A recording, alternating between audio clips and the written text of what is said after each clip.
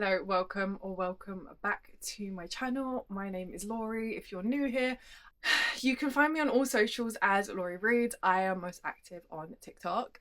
And today it's time for our May reading wrap up. I had a very mixed reading month. I had a few 6-star god tier books, but a lot of books that just kind of let me down. So I read 8 books in the month of May, which is pretty much my lowest reading month, but I wasn't having that great a time with the books I was reading until I got towards the end of the month, and then I found, well, I already knew it was going to be a 6-star, but it was a 6-star. So we're going to dive right in. This is in no particular order.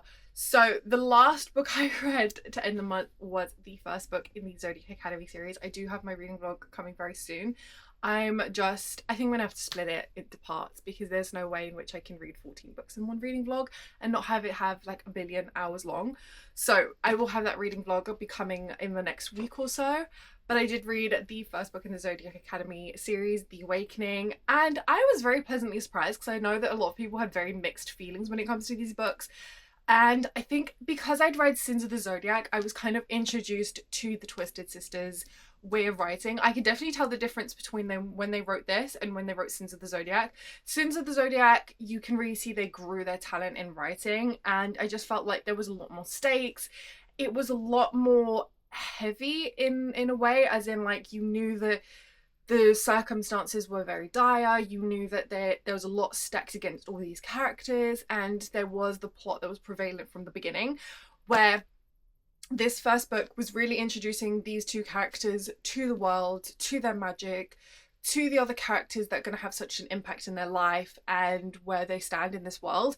And it's pretty much an introduction to it rather than the plot being from the beginning. Now, I really am enjoying this series. I'm finding it very addictive. I'm finding it very hard to put down.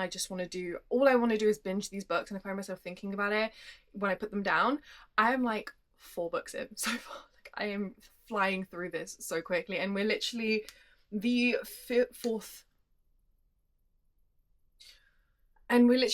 of June today, so it means I've read 4 books in 5 days, which is insane. But I really like this. It's not 5-star. It's not the best written thing in the entire world. I've been literally comparing it to reality TV. It literally just feels like that. Not so much Sins of the Zodiac, but very much Zodiac Academy. It feels like there's a lot of drama, there's a lot of bullying, there's just a lot going on, and the plot is just not the main focus. But I do feel like that's starting to change, which I'm very happy about. I rate this at 3 stars. I think I would rate it 5 stars just based on the vibe. Not so much the first book, to be fair. I probably would say the third book would be more 5-star. This would be more like a 4. But in terms of, I'm trying to be more realistic with the way I rate books, and it not just a 5-star being the vibe. I really want to give ratings based on the way they're written, the world, the plot, you know, just a mixture of everything. And while the vibes are immaculate and I'm having so much fun, it's not a 5-star book. And I think it's very firmly a 3-star, and I'm quite happy with that rating. I'm still loving these books, and I definitely recommend this, especially if you finish like a really heavy series and you want to read something that you can just kind of fly through, binge through. I mean, you will take it a little bit seriously, but you don't feel like the stakes are that high right now anyway. So it's just a bit more relaxing in terms of that. But yeah, I rate it for 3-star. I'm having so much fun. I read The Wicked Sea by Jordan Stephanie Gray. This was my March romance book pick, I think. April? Maybe one of those. I don't know. I knew I may not love this, having read Bitten by this author. This is her debut new adult. I read her young adult debut. I was sent an arc of that, and I didn't love it. I wasn't a reader for it. I wasn't really enjoying it, and I kind of thought that, you know, it may be a case that it's her writing that I don't get along with, and so it may be a case I don't love this. I did enjoy this a lot more than I did Bitten. I think it's to do with the fact that it's a new adult, but I didn't love it so much. I didn't feel connected to the characters. The world was really interesting, and I loved the fact that, you know, we've got a mermaid and a warlock, and they're enemies, and they've both been, well, one's been brainwashed to hate the other, and we're kind of walking through the steps of them discovering that. But I still think that there was a lot more that could have been done, a lot more that could have been explored. I definitely think we dove too heavy into the romance for everything that was, for all the reasons that they're not supposed to be together. It kind of felt like they overlooked it very, very quickly. And I feel like it, even with the aspect of him being brainwashed into believing that she's the enemy, that her people are the enemy, it didn't feel like we've really got to have that moment where he's like, oh shit, I've been like, everything I know is a lie, I've been treating you really badly, blah blah blah. We don't really have that moment. It just felt very lust forward, and I didn't believe in the romance, and yeah, it kind of just took me away from the book a little bit. But it was good. Another 3-star read. It was decent enough, just not for me, I don't think. Another disappointing read, The Gravewood by Kelly Andrew. This was one of my anticipated reads. I have been loving some of Wayward's releases at the moment. I enjoyed The Wolf King, but it wasn't anything to scream and shout about for me. I didn't enjoy it as much as other people seem to enjoy that series.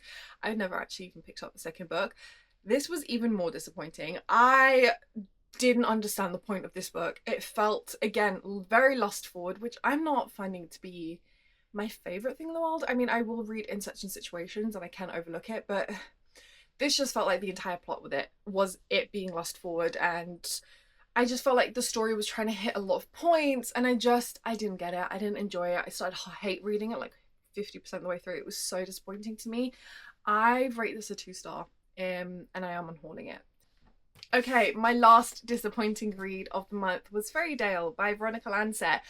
I am so disappointed by this because the first 75% I thought I found a 5-star book. I thought I found something that was unique and different to all like the fantasy romance I've been reading, and then it disappointed me. There were several reasons why I didn't end up enjoying this past the 75% mark. One of it was my most hated trope, and that's totally on me. Like, that is just my preference, is I don't like the pregnancy child trope. So of course, you know, automatically this book isn't for me. I didn't know that going in.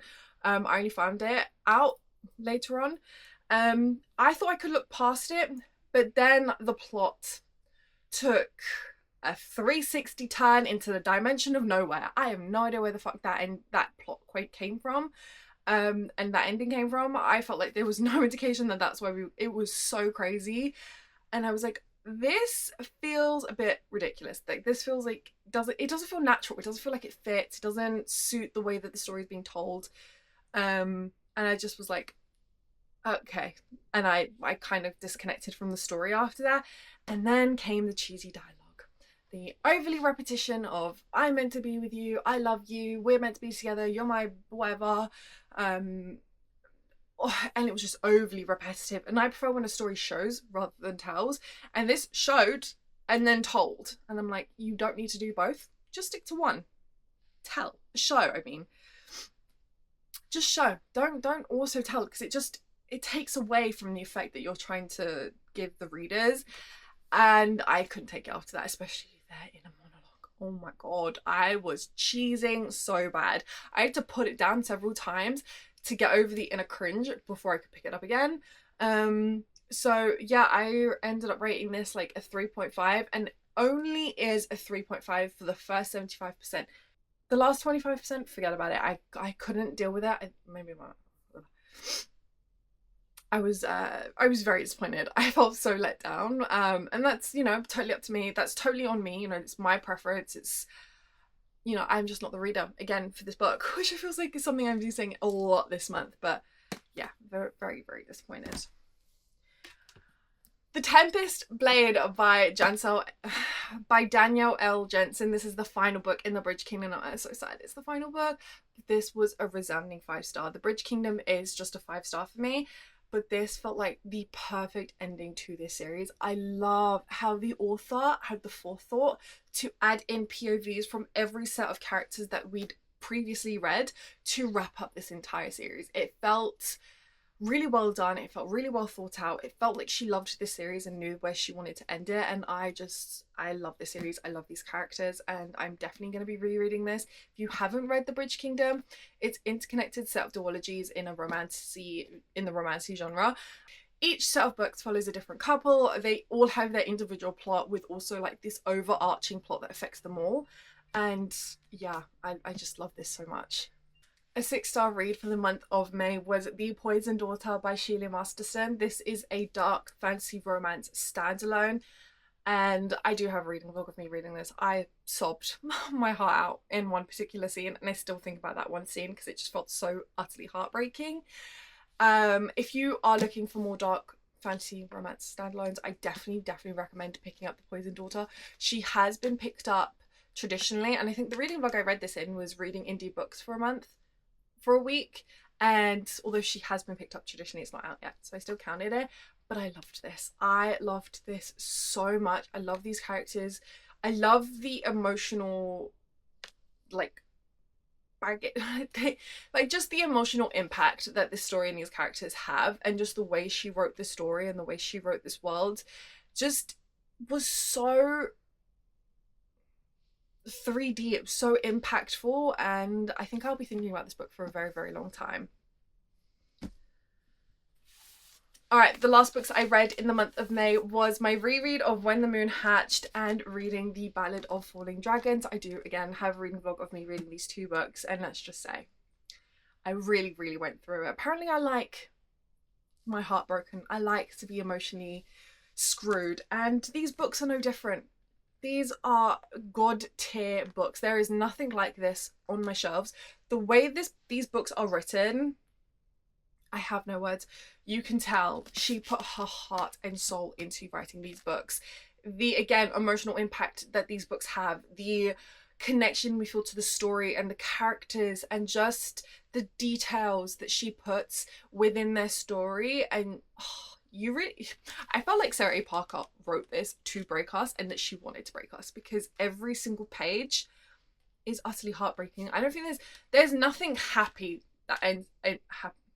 There's nothing happy that doesn't also make you want to cry. Like, you will cry in every single page of this book. Every page is made to destroy you, and I will never have it any other way. I love these books.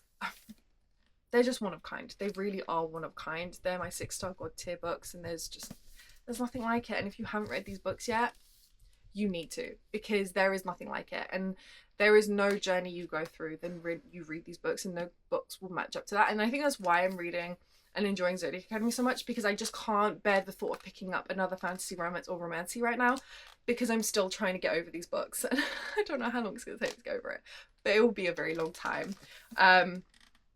Yeah, I love these so freaking much. So yeah, that's my reading wrap up for the month of May. Not that many books were read, but I guarantee you June will be a lot more, and I guarantee it's probably just going to be Zodiac Academy books, but that's fine.